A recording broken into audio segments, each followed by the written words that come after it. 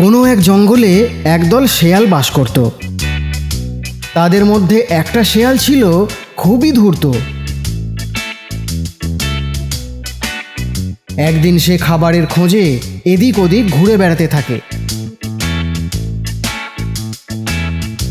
কিন্তু কোথাও খাবার পায় না।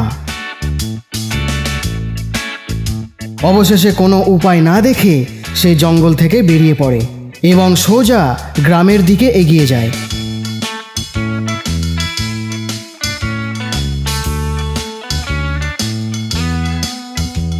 এদিকে গ্রামের একদল কুকুর শেয়ালকে দেখে তাড়া করে। শেয়ালও প্রাণ ভয়ে দৌড়তে থাকে।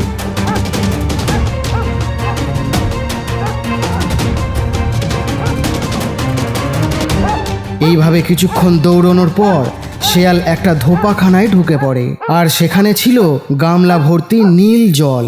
শেয়াল তাতে পড়ে গিয়ে নীল বর্ণ হয়ে যায়।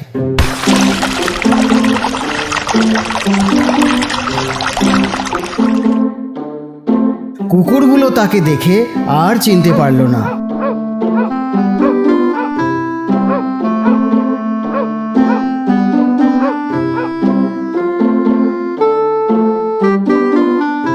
খাবারের আশা ত্যাগ করে শেয়াল পুনরায় জঙ্গলে ফিরে যায়।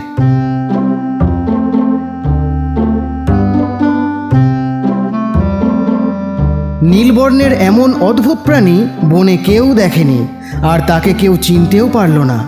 সকলে তাকে দেখে ভয়ে পালাতে লাগলো, এমনকি বাঘ সিংহও তাকে দেখে ভয় পেল। শেয়াল তো মনে মনে খুব আনন্দ পেল আর গর্বও হলো। তোমরা কেউ আমাকে ভয় পেও না, আমি তোমাদের কোনো ক্ষতি করব না। স্বয়ং ঈশ্বর আমাকে তোমাদের রক্ষার জন্য পাঠিয়েছেন। আমি হলাম তোমাদের রাজা। বনের সমস্ত প্রাণীরা তাকে রাজা বলে মেনে নিল। বাঘ, সিংহ, হাতি, বানর ইত্যাদি সব প্রাণীরাই তাকে বলল, আমরা আপনার দাস, আপনি যা বলবেন আমরা তাই করব।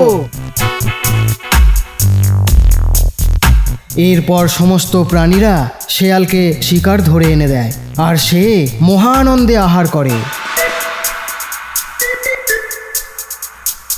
এইভাবে দিন যায়, মাস যায়, বছর যায়, শেয়াল মনের আনন্দে দিন কাটায়। একদিন সন্ধ্যাবেলা পশুরাজ শেয়াল তার বাসায় বসে আছেন, আর তার সামনে বাঘ, সিংহ, হাতি, জেব্রা ইত্যাদি জন্তুরাও তার সামনে বসে আছে প্রভুর কোনো আদেশ পাবার আশায়। নির্মল আকাশে চাঁদ ঝলমল করছে,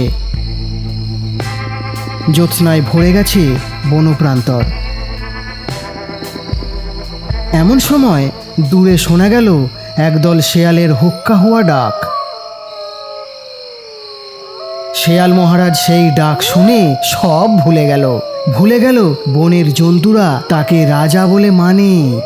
মনে তার স্ফূর্তি জেগে উঠল, আনন্দে সে স্বপ্ন রাজ্যে চলে গেল। সেও মুখ উঁচু করে ডেকে উঠল,